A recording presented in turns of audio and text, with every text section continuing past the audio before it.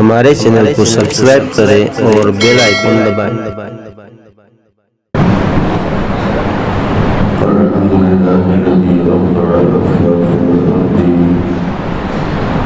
من كان نبيا وآدم بين الماء والطين والصلاة والسلام على سيد المرسلين وعلى آله وأصحابه أجمعين أما بعد فأعوذ بالله من الشيطان الرجيم بسم الله الرحمن الرحيم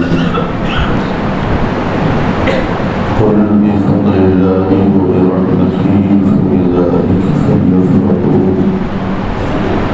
صدق الله مولانا العلي العظيم وبلغنا رسوله النبي أمين المتين الكريم معزز محترم سامعين الكرام السلام عليكم ورحمة الله وبركاته إن الله وملائكته يصلون على النبي يا أيها الذين آمنوا صلوا عليه وسلموا تسليما اللهم صل على سيدنا ونبينا ومولانا محمد وعلى آله وأصحابه وبارك وسلم صلاة وسلاما عليك يا رسول الله صلى الله تعالى عليه وآله وصحبه وسلم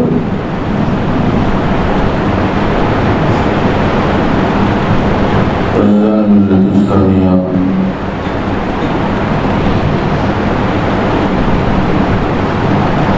ماہ رمضان اب مکمل ہونے کو ہے اور یہ مقدس مہینہ آپ سے ہم سے رخصت ہو جائے گا۔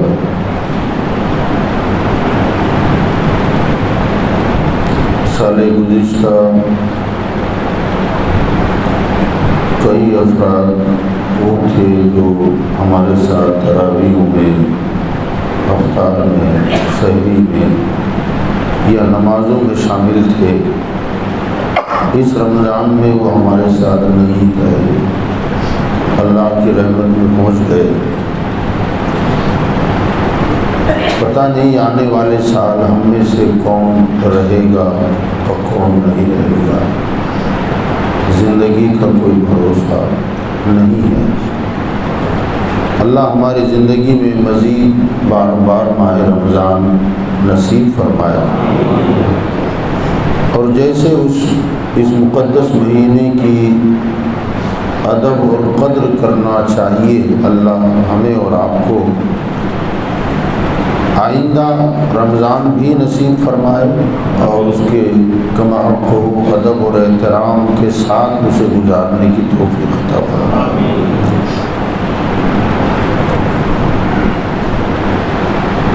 جو حضرات جمعے میں موجود تھے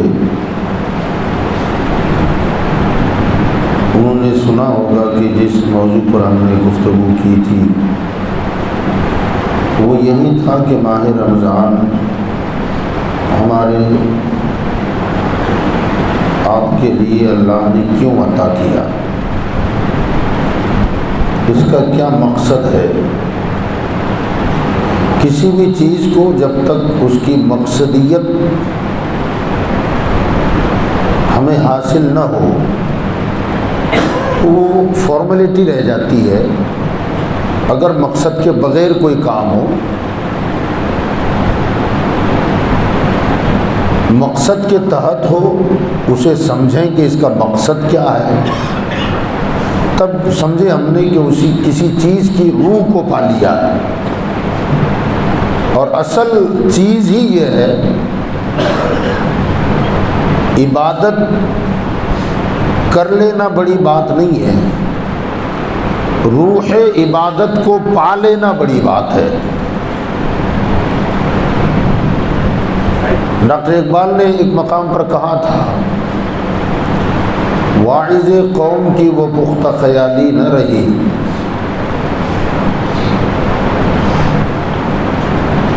برق طبعی نہ رہی، شعلہ مقالی نہ رہی، فلسفہ رہ گیا، تلقین غزالی نہ رہی، رہ گئی رسم اذاں روح بلالی نہ رہی۔ اذان تو ہے مگر حضرت بلال کا جو سوز تھا وہ ختم ہو گیا۔ فلسفہ ہے لیکن غزالی، امام غزالی نے فلسفے سے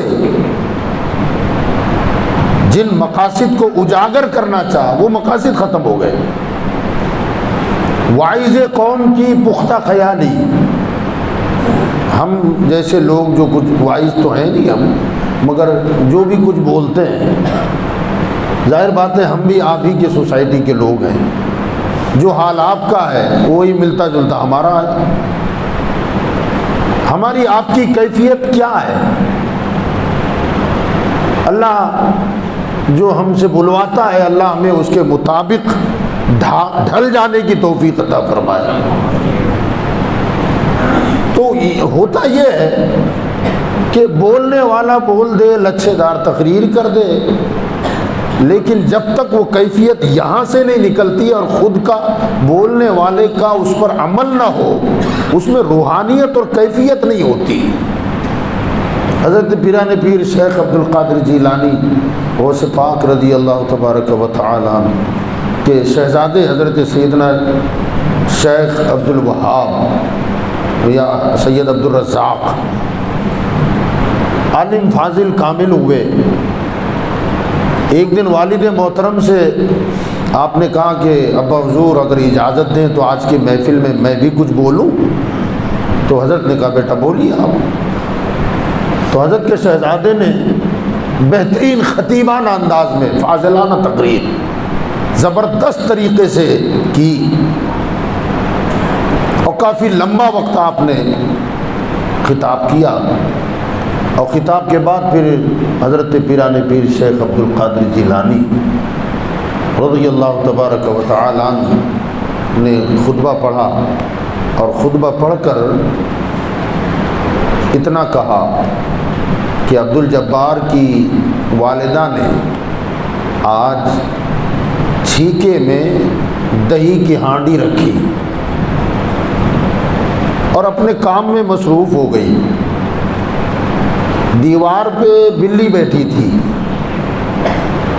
وہ اسے دیکھ رہی ہے کہ چھیکے میں ہانڈی ہے، ہانڈی میں دہی ہے، اور عبد الجبار کی ماں یہ سمجھ رہی ہے کہ میں نے دہی کی ہانڈی کو محفوظ کر دیا ہے، اب یہ کسی خطرے کی زد میں نہیں ہے۔ وہ اپنے کام میں لگی رہی اور اچانک بلی نے چھپٹا مارا، چھیکا ٹوٹا، ہاندی پھوٹی، دہی بکھر گیا۔ اتنی بات، مجمع سے چیخیں نکل گئی۔ تاریخ گواہ ہے اس مجمع سے 6 لاشیں نکلی ہیں، 6 لوگ مر گئے۔ یہ کیفیت تھی لوگوں کی۔ آپ کے شہزادے کہنے لگے ابا حضور ہم نے تو 1 گھنٹہ بیان کیا تھا، لوگوں کی کیفیت تک نہیں بدلی، اور آپ نے چند جملے بیان کیے، لاشیں نکل گئی، روحیں نکل گئی لوگوں کی۔ تو حضرت نے فرمایا بیٹا یہی ہے، اگر یہیں سے بولتے رہو گے کوئی اثر نہیں ہوگا۔ عبد القادر جو بولتا ہے وہ یہاں سے بولتا ہے۔ اب اس وقت یہ چند جملے سادہ سے جملے ہیں، لیکن ظاہر بات ہے جب اہل دل بولے نا، جس کا عمل بھی ہو وہ بولے نا، روحوں کو جھنجھوڑ کے رکھ دیتا ہے۔ تو بس ہمارا معاملہ فارمیلٹی رہ گئی۔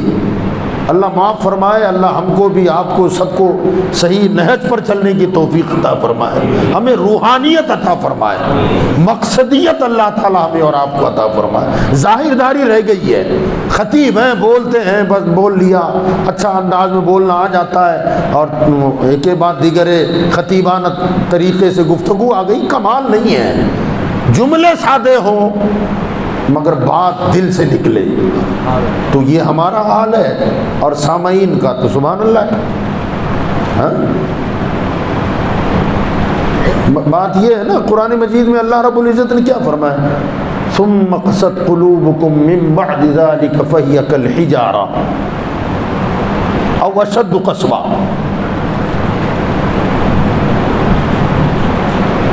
پھر اس کے بعد ان کے دل پتھروں کی طرح ہو گئے. ثم قست قلوبکم من بعد ذلک فہی کالحجارہ. ان کے دل اتنے سخت ہوئے کہ پتھروں کی طرح. او اشد قسوہ، اللہ فرماتا ہے پتھر نہیں، پتھر سے زیادہ سخت ہو گئے. قرآن ہے یہ، نازک ترین شے ہے دل، مگر قرآن مجید میں اللہ تعالیٰ دلوں کی سختی کو فرما رہا پتھر کی طرح ہو گئے.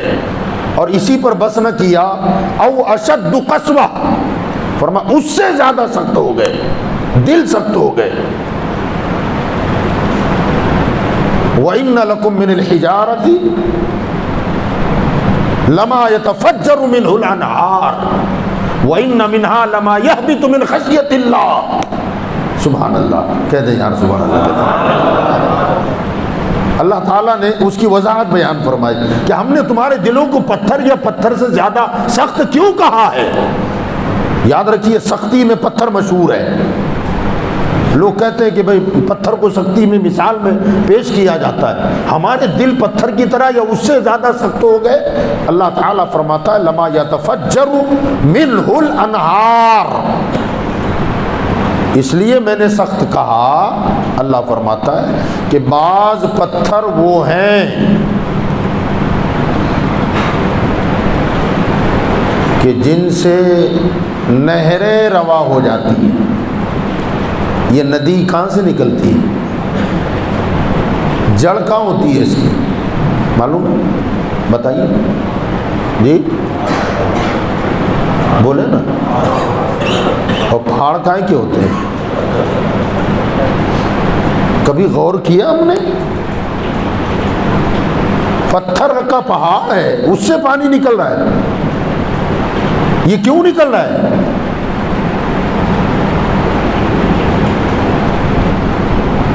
لما یہبط من خشیت اللہ. وہ پتھر اللہ کے خوف سے روتا ہے، اور جب روتا ہے تو یہ ندی جو بہتی ہے فرمایا یہ پتھروں کے آنسو ہیں. ذرا سوچیں آپ، اللہ نے کی بات کیسی بات کہی ہے. فرمایا تمہارے دل پتھر کی طرح ہو گئے، پتھر سے زیادہ سخت ہوئے کہ پتھر تو میرے خوف سے روتا ہے تو ندیاں بہ جاتی ہیں. تیرے آنکھ سے کبھی آنسو بھی نکلا؟ میرے خوف کی باتیں سن کر، میرے جلال کی باتیں سن کر کبھی تیرا دل پگھلا اور آنکھ سے کبھی جھرنا پھوٹا؟ اگر نہیں پھوٹا ہے تو پھر پتھر بہتر ہے کہ تو بہتر ہے. یہ قرآن کہہ رہا ہے. تو بات یہ ہے کہ نہ ہمارے بولنے میں تاثیر رہی، اور اگر ہم بولیں تو سماعت کرنے والوں کے دل پتھروں کی طرح ہو گئے. کیا اثر پڑے گا پتھر پہ؟ فرمایا لما یتفجر منہ الانہار وان منہا لما یہبط من خشیۃ اللہ. بیچ میں کچھ چھوٹ رہا ہے. وان منہا لما یشقق فیخرج منہ الماء. فرمایا بعض پتھر وہ ہوتے ہیں جن سے چشمے نکل جاتے ہیں، اور بعض وہ ہوتے ہیں کہ ندی تو نہیں بہتی مگر قطرہ قطرہ پانی تو ٹپکتا ہی ہے. بھئی جھرنے نہ پھوٹے، ندی نہ نکلے تو کم سے کم قطرہ تو ٹپکے، مگر وہ بھی نہیں ہے. یاد رکھیے گا، ڈاکٹر اقبال نے کہا یہ جو آنکھ سے آنسو نکلتا ہے، اقبال نے ایک مقام پہ کہا تھا کہ نرا نظارہ ہی ہے بلحوث، مقصد نہیں اس کا. آنکھ کائے کے لیے جی؟ آنکھ کی مقصدیت کیا ہے؟ دیکھنا. دیکھنا ہے نا، اسے نظارہ کرتے ہیں ہم، دنیا بھر دیکھتے ہیں. ابھی عید میں دیکھیں گے آپ دریا کنارہ اور پکنک پوائنٹ جہاں بھی ہیں، نام سے واقفیت کم ہے مجھے، جانا ہے نا. رمضان گزرا ہے تو پھر کچھ تو کرنا پڑے گا نا. ہاں، تھوڑا سا انجوائے ہو، موج مستی ہو، ہماری بیٹیاں ساتھ میں ہو، بہویں ساتھ میں ہو، بیوی ساتھ میں ہو، بہنیں ساتھ میں ہو، اور چھلانگے لگاؤ سمندر میں، غیر محرم ہزاروں مرد دیکھ رہے ہیں ہماری بیٹیوں کو، کیا تماشا ہے یہ ہوگا؟ تو ہم آنکھیں کس لیے ہیں؟ کہ دیکھنا ہے نا، بس دیکھے جاؤ، جو دیکھنا ہے دیکھتے رہو۔ یہی ہم نے اس کی مقصدیت کو سمجھے، دیکھنا ہے۔ کبھی اس کے بنانے والے سے بھی تو پوچھو کہ مولا کیا دیکھوں اس سے، ہاں اس سے میں کیا دیکھوں اور کیا نہ دیکھوں؟ سرکار مفتی اعظم ہند علیہ الرحمٰن نے فرمایا تھا کہ انہیں نہ دیکھا تو کس کام کی ہے یہ آنکھیں؟ آنکھیں دی ہیں دیکھنے کے لیے، تو تمنا یہ کرو نا کہ انہیں نہ دیکھا تو کس کام کی ہے یہ آنکھیں، کہ دیکھنے کی ہے ساری بہار آنکھوں میں۔ اور کسی عاشق نے کہا تھا جو دل بخشا تو مولا بخش دے الفت محمد کی، جو آنکھیں دی تو دکھلا دے خدا صورت محمد کی۔ یہ تمنا ہو نا دیکھنے کے لیے۔ اور اقبال اور کسی اور ایک اسٹیپ آگے بڑھ گیا، ڈاکٹر اقبال کیا کہتے ہیں کہ نرا نظارہ ہی ہے بلحوث، مقصد نہیں اس کا۔ آنکھوں کا مقصد دیکھنا ہے نا، نرا بمانا صرف ہے یہاں پر، نرا نظارہ ہی اے بلحوث، مقصد نہیں اس کا، بنایا ہے کسی نے کچھ سمجھ کر چشمے آدم کو۔ کسی نے کچھ سمجھ کے تیری آنکھ بنائی ہے، خالی دیکھنا مقصد نہیں ہے۔ سوال یہ ہے کہ اگر خالی دیکھنا نہیں ہے تو اس سے اور کیا کام لیں گے آپ؟ کھانا کھائیں گے اس سے، پانی پئیں گے اس سے سنائی دیتا ہے؟ تو یاد رکھیں یہ وہ جو اقبال نے جو کہی ہے یہ تصوف کی بات ہے۔ فرمایا خالی دیکھنا تو کام ہے اس کا، لیکن صرف دیکھنا نہیں ہے۔ کا دوسرا کیا مقصد ہے؟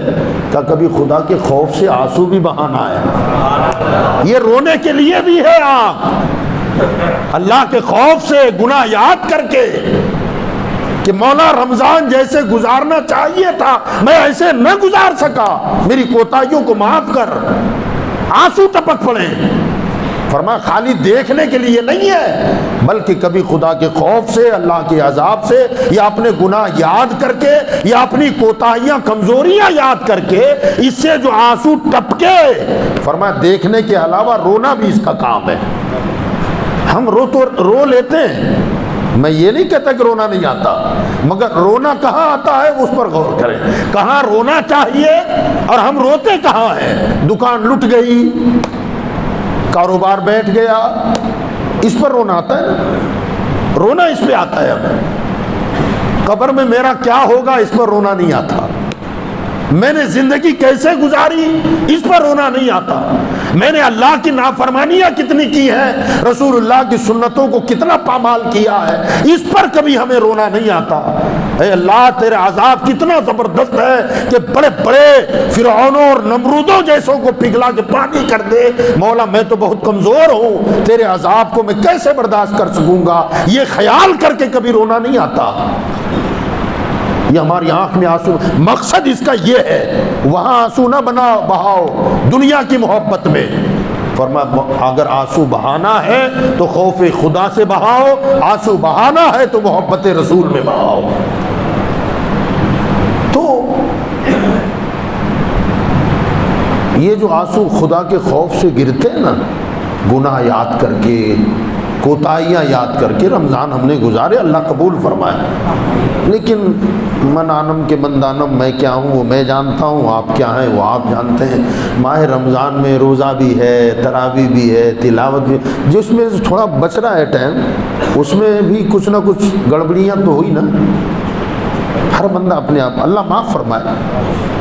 روزے کی حالت میں بھی ہمیں جس طرح رہنا چاہیے وہ کیفیت نہیں ہے۔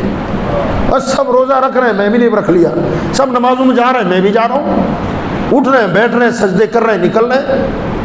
یہ کیفیت، روحانیت چلی گئی، مقصدیت، مقصد عبادت، روح عبادت ختم ہو گئی ہے۔ خدا کے خوف سے جو آنسو ٹپکتا ہے نا، یقین جانے آپ اتنا قیمتی ہوتا ہے، ہوتا تو پانی ہے۔ دکان لٹ گئی تو رو وہی نکلے گا، ماں باپ کا انتقال ہوا، بیٹے کا انتقال ہوا، وہی پانی نکلے گا۔ خدا کے خوف سے رو گے وہی آنسو ہے، کوئی ڈیفرنس نہیں ہے۔ لیکن اقبال نے ایک اور جگہ پر کہا تھا کہ موتی بنا کے شان کریمی نے چن لیے، موتی بنا کے شان کریمی نے چن لیے، قطرے جو تھے میرے عرق انفعال کے، پچھتاوے کے ساتھ میری زندگی کیسی گزارنی کیسی چاہیے تھی، مجھے کرنا کیا تھا، میں نے کیا کر لیا، اس پچھتاوے کے جو آنسو خدا کے خوف سے ٹپکتے ہیں نا، اقبال کہتے ہیں اللہ اسے موتی بنا کے اٹھا لیتا ہے۔ ہم نے تو رومال میں جذب کر لیا نا اسے، ہم نے تو کپڑے سے خشک کر لیا، زمین پہ ٹپک گئے، ہم نے دیکھا کہ جذب ہوا، مگر حقیقت یہ ہے کہ وہ جذب نہیں ہوتا، اللہ تعالیٰ اپنے کرم سے اسے محفوظ کر دیتا ہے۔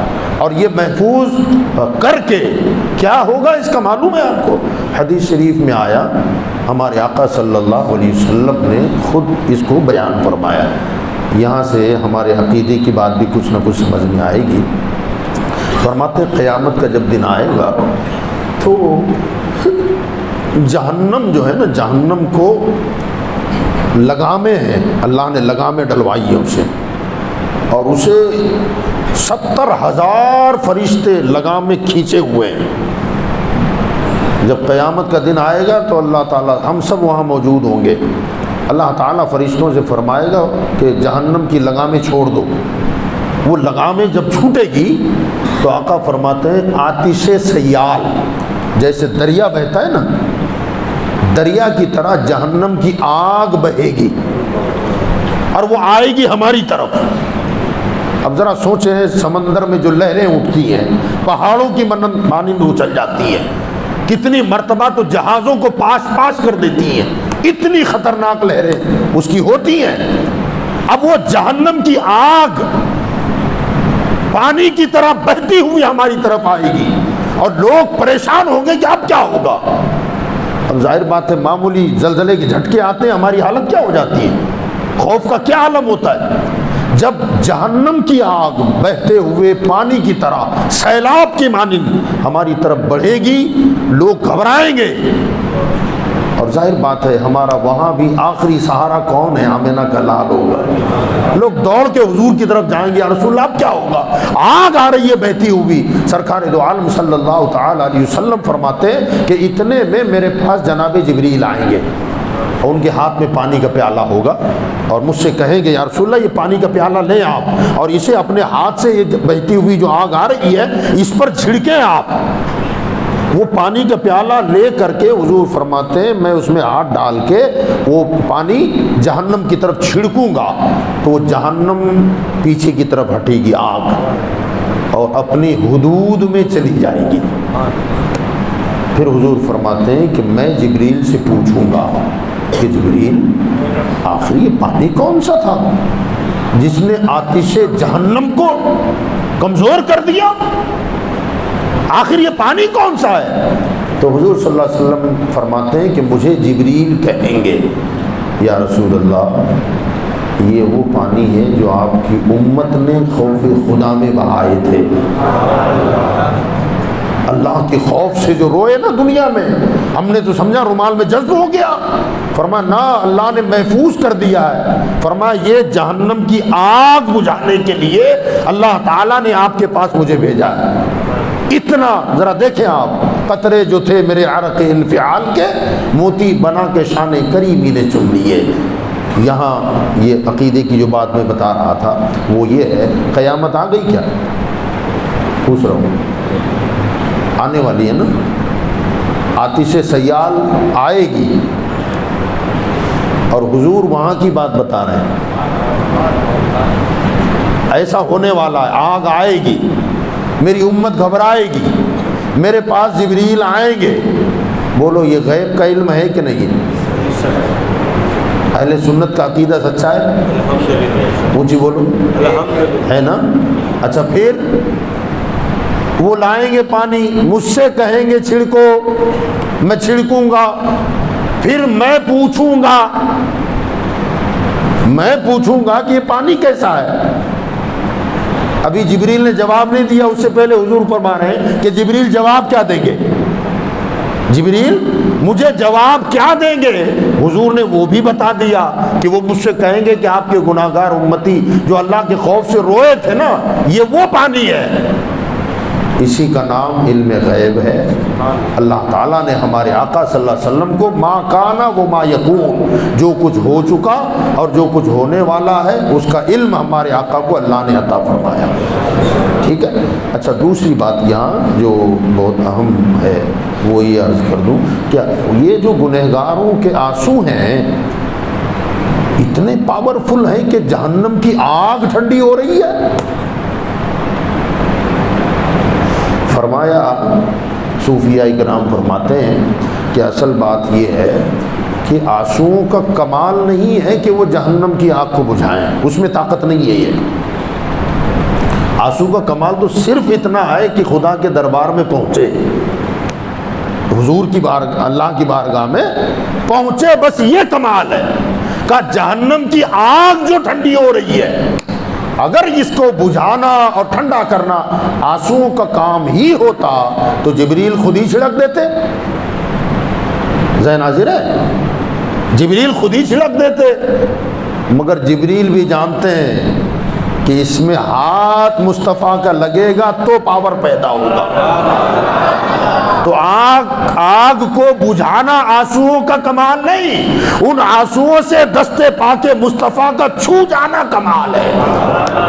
اسے اس پانی کو ان ہاتھوں نے با کمال بنا دیا ہے۔ تو یہ ہمارے آقا صلی اللہ تعالی علیہ وسلم کی ذات گرامی۔ بہرحال جو بات عرض کرنی ہے وہ یہ ہے کہ ہمیں رونا تو آتا ہے، لیکن دنیا لٹنے پر، دنیا تباہ ہونے پر، مال کا نقصان ہونے پر، کسی کی موت پہ آنسو آتا ہے، مگر اپنے اعمال پر ہمیں کبھی آنسو نہیں آتے۔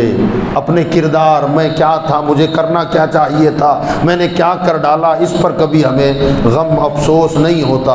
تو یاد رکھیے گا، اللہ تبارک و تعالی نے ہمیں اور آپ کو یہ جو رمضان عطا فرمایا یہ گزر گیا، گزر ہی گیا، اب بچا کیا ہے؟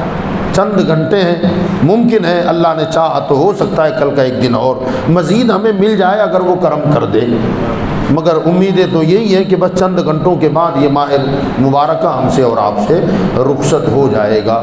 تو یہ کہ سب نے روزہ رکھا، میں نے بھی رکھ لیا، سب نے نمازیں پڑھی، ہم نے بھی پڑھ لی، تراویحوں میں سب شامل تھے، ہم بھی شامل ہو گئے، تو دیکھا دیکھی کر کے وہ جو فارمیلٹیز کے طور پر، اللہ معاف فرمائے، اللہ ماشاء اللہ، میں سب کی بات نہیں کرتا، کچھ تو ہوں گے سبحان اللہ، لیکن ہمارا مزاج یہ ہو گیا ہے، میں پڑھ لی نماز، اٹھ کے نکل گئے، چل دیے، باہر ٹائم پاس کرنا ہے۔ یاد رکھیے، رمضان اللہ نے ہمیں اور آپ کو کیوں عطا فرمایا، یہ بات میں عرض کرنا چاہتا تھا۔ تو میں نے جمعے میں یہ بتایا تھا کہ ماہ رمضان ہماری ٹریننگ کا مہینہ ہے۔ کھائی کا ہے؟ ٹریننگ کا مہینہ، تربیت کا مہینہ ہے۔ اس میں اگر ہم نے تربیت پالی ہے تو ٹریننگ کے دوران، تربیت کے دوران آدمی کو ہر طرح کی سہولتیں مہیا کی جاتی ہیں، اور جب ٹریننگ کا دور پورا ہوتا ہے تب اسے میدان میں اتارا جاتا ہے۔ یہی ہوتا ہے۔ فوج میں نوجوانوں کو بھرتی کیا، بھرتی کرنے کے بعد ٹریننگ ہوتی ہے، ٹریننگ کیمپ میں چلے جاتے ہیں۔ ٹریننگ کیمپ میں جتنا بھی ٹائمنگ ان کو ہوتا ہے اس میں باقاعدہ گولیاں چلاؤ، دوڑو، اچھلو، کودو، بھاگو، سامنے کچھ نہ کچھ مصنوعی چیزیں رہتی ہیں، اسے دشمن سمجھو، حالانکہ وہ دشمن نہیں ہوتا، بھوسے کی بوریاں ہوتی ہیں، اس میں گولیاں مارو، یہاں سے چھلانگ لگاؤ، دشمن ہوتا نہیں ہے مگر سمجھو اور مقابلہ کرو۔ جب ٹریننگ کا پیریڈ پورا ہو جاتا ہے تو پھر کہیں ان کی ڈیوٹی ہوتی ہے کہ اب سرحد پہ جاؤ، اب ادھر دشمن ہے، اب دیکھتے ہیں تیری ٹریننگ پہ تو کتنا کامیاب ہوا۔ اب وہ وہیں سے اگر سر پہ پیر رکھ کے بھاگے تو کیا کامیاب ہوا کہ ناکام ہوا؟ وہاں تو 6-8 مہینہ سال بھر جو ٹریننگ میں اس نے گزارے اور 1 نمبر آتا تھا، 1 نمبر آدمی تھا، یار کیا نشانہ ہے اور کیا باڈی ہے اس کی اور کیا طاقت ہے اور کیا قوت ہے اور چھلانگیں کیسی ہیں۔ لیکن جب دشمن کے سامنے اترا، اس نے دیکھا کہ ادھر سے فائرنگ ہو رہی ہے، یہ سر پہ پیر رکھ کے بھاگ گیا، کیا فائدہ ہوا اس کی ٹریننگ کا؟ بلا تمثیل پورا رمضان کا مہینہ چاند دکھتے ہی اللہ نے شیطان کو قید کر دیا. فرمایا میرے بندو تمہاری ٹریننگ ہو رہی ہے. اذان ہوتی ہی آپ مسجدوں میں آئے, نماز کے بعد بھی بیٹھے رہے. ذرا غور کریں آپ, نمازوں کے بعد بھی بیٹھے رہے, ذکر کیا, تلاوت کی, لگاتار مہینہ بھر ہماری ٹریننگ ہوئی. اب اللہ تبارک و تعالی آج شام کو یا کل شیطان کو چھوڑ دیں گے. اب فرمائے گا دیکھتے ہیں ان کی تربیت اور ٹریننگ کتنی مضبوط ہے. سر پہ پیر رکھ کے بھاگتے ہیں یا جو تربیت ہوئی ہے اس میں کھڑے اترتے ہیں. اب چاند دکھتے ہی شاپنگ, جھاپا, راندیر, چوک بازار, جوتے, چپل, ٹوپی, اسی میں عشاء جاتی ہے. یا پھر جیسے رمضان میں آتے تھے کر لیں گے بعد میں, نئی ٹوپی نہیں ہوگی تو عید نہیں ہوگی ایسا نہیں ہے, نیا کپڑا نہیں ملے گا تو عید نہیں ہوگی ایسا. عید میں نیا کپڑا شرط ہے, نئی چپل نئی ٹوپی شرط ہے نا. فرمایا اب جب شیطان چھوٹ گیا اب مقابلہ صحیح ہونے والا ہے. اب دیکھیں یہ کرتا کیا ہے, مسجدوں کی طرف آتا ہے یا بازار کی طرف جاتا ہے. اب اس موقع پر اگر ہم بازاروں کی طرف دوڑ گئے سمجھ لو ٹریننگ میں فیل ہو گیا. اور خالی میں عید کی رات کی بات نہیں کر رہا ہوں, اس کے بعد کیا ماحول, 11 مہینے ہم پر رمضان کا اثر غالب رہنا چاہیے. یہاں تو چاند رات کو اتار کے پھینک دیا آپ نے, ایسا لگا کہ ہم جیل میں تھے, کسی نے ڈنڈا لے کے مسجد میں بٹھایا تھا. اب تو ہم آزاد ہو گئے, اس لیے بھاگو دوڑو کودو جو سمجھ میں آتا ہے وہ کر لو. تو میرے بھائیوں یاد رکھو, اگر ہم پر 11 مہینے رمضان کا اثر طاری رہا تو سمجھو کہ ہم نے رمضان کی مقصدیت کو پا لیا ہے. اور اگر وہ چیز نہیں ہے تو پھر کوئی مطلب نہیں. اور میں سمجھتا ہوں کہ پھر ماہ رمضان کے, اللہ نہ کرے یہ میری سوچ ہے, کہ رمضان کے بعد وہی بے ڈھنگی چال, وہی حالات جو پرانے تھے. تو میرے خیال سے رمضان میں صرف ہم نے مشقت اٹھائی ہے اور کچھ نہیں کیا. بھوکے رہے, پیٹ کو تڑپایا ہم نے, زبان کو خشک کروا دی. رات کو تراویحوں میں گھنٹہ 2 گھنٹہ کھڑے رہے. صرف اگر مقصدیت نہیں ہے تو اپنے جسم کو تھکانا ہے, کوئی اجر نہیں ملے گا اس پر, کوئی ثواب نہیں ہے اس پر. جب تک کہ کسی چیز کی مقصدیت نہ پاؤ اس کے بغیر کوئی فائدہ نہیں ہوتا. تو میرے بھائیوں میں امید کرتا, اچھا ایک بات اور یاد رکھیں, مجھے تعجب ہوتا ہے, اللہ نے یہ جو ٹائم پیریڈ ہم کو دیا ہے نا, یہ کتنا بڑا کریم ہے ہمارا مولا, کتنا رحیم ہے ہمارا مولا, کہ ہمیں ایسا نیکیوں کا ماحول عطا فرماتا ہے. شیطان کو قید کر دو, میرے بندوں کو بالکل فری کر دو تاکہ وہ میری عبادت کر سکیں, کوئی رکاوٹ نہ اس میں آ سکے. میں اکثر یہ کہتا ہوں رمضان کے آخری ایام میں کہ ذرا دیکھیں آپ, کئی لوگ ہوں گے جن کو ماوا, سگریٹ, بیڑی کی عادت ہوگی, ہے نا. یہ عادتیں لگتی کیسی ہیں؟ ہمارے 2 دوست ہیں, سگریٹ پیتے ہیں, وہ ہیں ہمارے دوست. ابتدا کیا ہوتی ہے, ہم مل کے بیٹھے ہوئے ہیں, اب دونوں سگریٹ کے عادی ہیں, مجھے سگریٹ کی عادت نہیں ہے, میں کبھی پیتا نہیں ہوں. اب وہ دونوں پی رہے ہیں, ان میں سے کوئی ایک کہتا ہے لینا بھائی 2 دم تو لگا دے. میں کہتا ہوں نہ یار میں نہیں پیتا ہوں. ٹھیک ہے چھوڑ دیا, 2 دن 5 دن 6 دن, وہ کہتے ہیں لینا یار 2, ارے لگا لے کچھ نہیں ہوتا ہے. ہم نے لے لیا, 2 ہی کش لگائے, دوسرے دن پھر 2 لگائے, پھر 2 لگائے. ایک وقت چند دنوں کے بعد آئے گا, وہ پہلے وہ کہتے تھے لینا بھائی 2 کش تو لگا لے.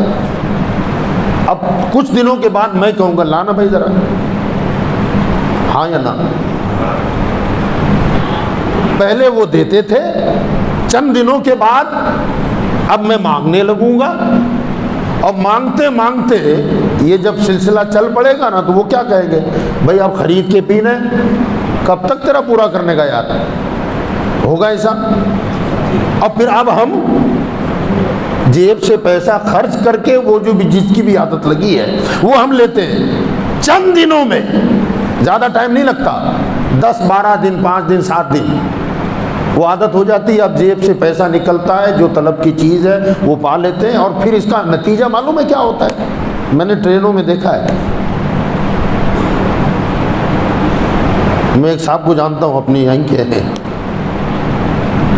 کروڑ پتی آدمی ہے، وہ کسی چیز کی عادت ہے ان کو، طلب جس کو کہیں گے آپ، اور ساتھ میں تھے ہم لوگ، اتفاق سے وہ ختم ہو گیا ان کا مسالہ جو بھی تھا، وہ ختم ہوا تو بے چین ہو گئے.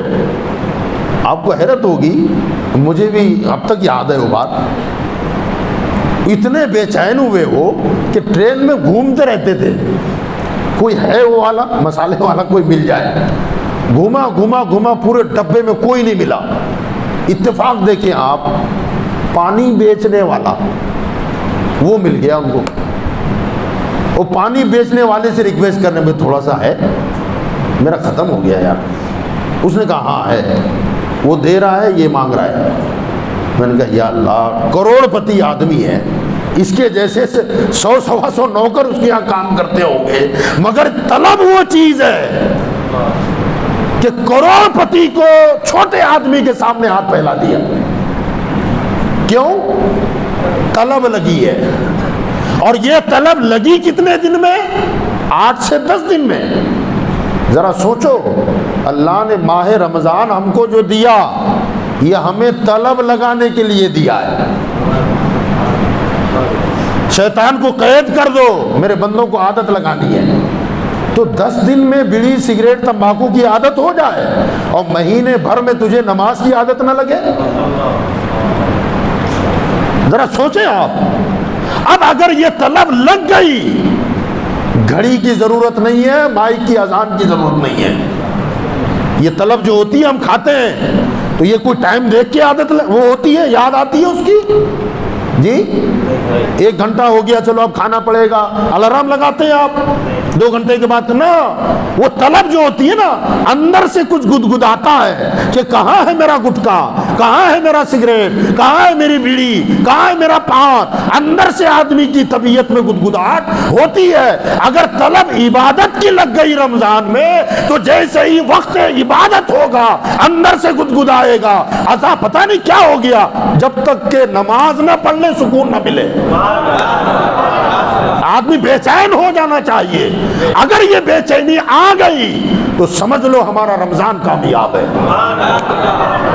مگر وہی سستی ہے اور وہی کاہلی ہے، تو پھر ماہ رمضان ہم نے خالی مشقت میں گزارا ہے، اس کے سوا کچھ اور ہمارے ہاتھ نہیں آیا. تو انشاءاللہ آج جو شب عید اگر ہوگی نا، آج اللہ سے مانگیے اس کو کہ مولا مجھے عبادت کی طلب لگا دے، مجھے عبادت کی عادت لگا دے، طلب لگا دے کہ اس کے بغیر مجھے کہیں چین نہ ملے، بس مجھے اتنا عطا کر دے. یقین جانے آپ 3 بجے رات کو بھی سوئیں گے، 4 بجے سوئیں گے، اور فجر کا وقت ہوگا نا تو آپ کو الارم کی ضرورت نہیں ہے، مائک کے مسجد کی اذان کی ضرورت نہیں ہے. آپ کی طبیعت کو اگر طلب لگے تو خود بخود آپ کی آنکھ کھلے گی. اور جب تک آپ نماز نہیں پڑھیں گے، خدا کی قسم کہتا ہوں آپ کو بستر پہ چین نہیں آئے گا. اگر طلب لگ جائے، نیند کا غلبہ ہے اور خمار بہت زیادہ ہے اور تھکن بہت زیادہ ہے، طلب یہ سب نہیں دیکھتی. طلب تو ڈھونڈتی ہے کہ میرا مطلوب کہاں ہے نا، اس کے سوا اسے چین نہیں پڑتا. تو آج کی جو شب ہے لیلۃ الجائزہ اس کو کہا جاتا ہے. فرمایا کہ آج کی شب رونے بلکنے گڑ گڑانے کی دعا مانگنے کی رات ہے. تو آج ہم اللہ سے یہ دعا مانگیں گے انشاءاللہ کہ اللہ ہمیں اپنی عبادت کی طلب لگا دے، ہے نا. اور ہو سکے تو مجھ فقیر کو بھی یاد رکھیں گے آپ، امید کرتا ہوں اسے کریں گے میرے لیے بھی دعا. اللہ مجھے بھی عبادتوں کی طلب لگا دے، ہے نا. اللہ میرا آپ کا سب کا بھلا فرمائے، اور عید کو عید کی طرح سے ہم کو آپ کو خوشیاں ہم منانے. فَلْيَفْرَحُوا، اللہ فرماتا قُلْ بِفَضْلِ اللَّهِ وَبِرَحْمَتِهِ فَبِذَلِكَ فَلْيَفْرَحُوا. اے محبوب آپ فرما دیجئے کہ جب تمہیں اللہ کا فضل اور اس کی رحمت ملے، اللہ فرماتا کیا کرنا ہے تمہیں؟ فرمایا فل یفرحوا، خوشی مناؤ۔ اللہ خوشی منانے کی اجازت دے رہا ہے۔ اسلام انجوائے کرنے سے نہیں روکتا ہے نا۔ ہمارا دین دین فطرت ہے، مذہب فطرت ہے، فطرتوں کو کچلتا نہیں ہمارا دین، بلکہ ہے نا ہر آدمی میں اللہ تعالیٰ نے فطرت میں کچھ چیزیں ڈالی ہیں۔ فطرت ہوتی ہے یعنی ایک ہے عادت اور ایک ہے فطرت۔ عادتیں بدلتی ہیں، فطرت نہیں بدلتی، اور اسے دبایا نہیں جا سکتا۔ عادت چھڑائی جا سکتی ہے، فطرت نہیں چھوڑتی، چاہے جتنے جتن کر لو آپ، پہرے لگا دو، جو فطرت میں ہے وہ گدگدائے گی اور ہو کے رہے گا۔ تو اللہ تعالیٰ نے بعض چیزیں انسانی فطرت میں داخل کی ہیں، اور ہمارا دین دین فطرت ہے، ہمارا مذہب دین فطرت ہے، اور اللہ نے بعض چیزیں ہماری فطرت میں ڈالی۔ مثال دے دو، ایک نغمہ پسندیدگی، نغمگی، لے، ترنم، دھن، آواز اچھی ہو، دھن اچھی ہو، اس کو پسند کرنا اسلام کی فطرت ہے، انسان کی فطرت ہے۔ اس کو آسان کر کے آپ یوں دیکھیں، 2.5 سال کا بچہ، اس کے سامنے کوئی نغمہ گیت چالو کر کے چھوڑ دیں آپ، بچہ کیا کرے گا؟ ہے نا صحیح سب؟ کیا کرے گا؟ اس کے سامنے کوئی گیت لگا کے چھوڑ دیں، وہ اچھلے گا، اس کی فطرت گدگدائے گی، وہ اچھلے گا، ہاتھ پیر ہلائے گا۔ اس کو کس نے بتایا کہ ایسا ہو تو ناچنا ہے؟ اس کی فطرت ہے، وہ نغمہ کو پسند کرتا ہے، پتہ چلا یہ اس کی فطرت ہے۔ تو یاد رکھیں ہمارا دین فطرتوں کو کچلتا نہیں ہے۔ آپ نے دیکھا ہوگا دنیا بھر کے پہلے زمانوں میں ندیوں سے جو پانی نکلتا تھا کوئی ایسا معقول انتظام نہیں تھا، سارا پانی سمندروں میں مل جاتا تھا۔ تو دنیا کے ذہین ترین لوگوں نے اس پر بند باندھا، دیواریں بنا دی، وہ کیا بن گیا جی؟ ڈیم بن گیا۔ دیوار بنا دی، ڈیم بنا۔ اب ڈیم بنا تو پانی کی فطرت ہے بہنا، پانی کی فطرت بہنا ہے، وہ ڈالو گے تو بہہ جائے گا، نشیب دیکھے گا، ڈھلان دیکھے گا، نکل جائے گا۔ اب اس کی فطرت میں بہنا ہے اور اسے روک رہا ہے، لیکن مکمل نہیں روکتے اسے۔ ڈیموں پر آپ گئے ہوں گے تو دیکھا ہوگا، اس کے لیے جائز راستہ دیتے ہیں، اسے اس کی فطرت کچلی نہ جائے، ویسٹ ہونے کو روکا اور جائز راستہ دے دیا، برباد ہونے سے بچایا، مگر بہنے کی فطرت کے لیے ایک راستہ دے دیا جائز، اس سے جا، تیری فطرت کچلی نہیں جائے گی، تیری تمنا پوری ہوگی، اور دوسرا یہ کہ ضائع ہونے سے بچے گا۔ سمجھ گئے آپ؟ ہماری فطرت میں نغمہ پسندیدگی کو رکھا، فرمایا اسلام شریعت کی دیوار تیرے سامنے لگاتا ہے، کہیں بھی ناچ مت، نغمے، غزلیں، گیت، فرمایا نہ، تیرے اندر فطرت میں نے ڈالی ہے نا یہ بات۔ اللہ کیا فرماتا ہے؟ وَرَتِّلِ الْقُرْآنَ تَرْتِيلًا، قرآن کو ترتیل کے ساتھ پڑھا کرو۔ تجھے گنگنانا پسند ہے نا تو میرا قرآن لے۔ آقا نے فرمایا قرآن کو اچھی آوازوں سے مزین کیا کرو، اچھی آواز کے ساتھ، اور پھر قرأت کرنے کے باقاعدہ اصول ہیں، اس کے طریقے ہیں، ان طریقوں کے مطابق آپ پڑھو، یقین جانے پڑھنے والا بھی جھومے گا اور سننے والا بھی جھومے گا۔ فرمایا تیری فطرت میں جھومنا ہے نا تو میں نے تجھے شریعت مطہرہ کی دیوار لگا دی، مگر جائز راستہ دیا ہے، گانوں پر ڈانس نہ کر، جھومنا ہے تو نعت رسول پہ جھوم، منقبت غوث اعظم پہ جھوم، جھومنا ہے تو تلاوت قرآن سن کر کے جھوم۔ تیری فطرت کو ہم نے دبایا نہیں ہے، اسے جائز راستہ دیا ہے۔ ہے اور اس سے زیادہ فائدہ ہوتا ہے۔ اسی طریقے سے خوشی منانا فطرت ہے انسان کی، اس کی فطرت میں خوشیوں کا اظہار کرنا ہے، تو شریعت کی دیوار لگا دی کہ ہمیں خوشی منانے کے لیے جائز راستہ دے دیا۔ فرمایا پکچر دیکھ کر خوشی منائی جاتی ہے، ناچ کے ہی خوشی منائی جاتی ہے، رنگ برنگی چت کبرے کپڑے پہن کر خوشی منائی جاتی ہے، آوارہ گردی کر کے خوشی منائی جاتی ہے۔ فرمایا نہ، اس پر شریعت کی دیوار لگا دیتا ہوں، اور ذرا دیکھ رسول اللہ نے خوشی کیسے منائی، ان کے صحابہ نے خوشی کیسے منائی، کہ خوشی میں کیا کرنا ہے ہماری تعالیٰ؟ فرمایا جب تجھے زیادہ خوشی ملے نا تو اس وقت یہ کر، غریبوں کو کھانا کھلا، بے سہاروں کو سہارا دے، فرمایا بھوکوں کو کھانا کھلا، ننگے بدن لوگوں کو کپڑا پہنا، کمزور لوگوں کو اپنی خوشی میں شامل کر۔ زیادہ خوشی تجھے ہو رہی ہے، اللہ کی بندگی کر کے اپنی خوشی کا اظہار کر۔ نیا کپڑا پہننے پر پابندی نہیں ہے، مگر نیا کپڑا پہننا ہوتا بھی ہے، ہم اکثر دیکھتے ہیں، آپ لوگ بھی، عید کی نماز کے کپڑے الگ ہوتے ہیں، اور جیسے ہی گھر جاتے ہیں 1 گھنٹے کے بعد ان کو باہر نکل کے دیکھو، پہچان میں نہیں آئے گا یہی تھا بندہ مسجد میں جو تھا، ہے نا ایسا؟ وہ بے ڈھنگے کپڑے بالکل شریعت کے خلاف، تصویر لگی ہوئی ہے اور یہاں سے پینٹ پھٹے ہوئے نکل آئے، یار تعجب کی بات ہے۔ ہاں، پھٹا کپڑا پہننا غربت کی علامت تھی، اب وی آئی پی لوگوں کی علامت ہو گئی ہے، سیٹ لوگ ہیں نا بھائی، اور پھٹا ہوا کپڑا مہنگا بھی ہے، وہ جینس کی پتلونیں جو ہیں، پتلون جو آتی ہے وہ یہاں سے بسکا ہوا، یہاں سے بسکا ہوا، ادھر سے پھٹا ہوا، عجیب تماشا کر کے رکھ دیا لوگوں نے۔ مسجد میں آئے تھے، وہ کپڑا الگ تھا، عید کے لیے الگ سے جو خریدا ٹی شرٹ ہے، جینس ہے، وہ بھی پھٹی ہے، اور کہیں پیوند لگے ہوئے ہیں، اور پیوند بھی سلیقے کا نہیں ہے، جاڑے جاڑے ٹاکے لگے ہوئے ہیں، اور وہ بھی باہر سے نظر آ رہے ہیں۔ پہلے غریب لوگ بھی کم از کم میچنگ ڈھونڈتے تھے، پیوند لگانے کے لیے اسی کلر کا ہو، اور باریک سلائی کرتے تھے کہ دور سے دیکھے تو سمجھ میں نہ آئے، اب اسے دکھایا جا رہا ہے۔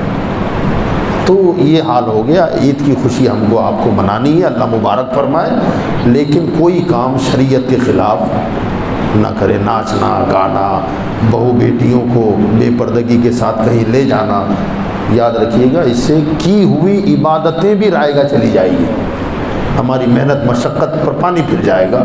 اللہ تعالیٰ مجھے آپ کو عمل کی توفیق عطا فرمائے۔ وما علینا الا البلاغ۔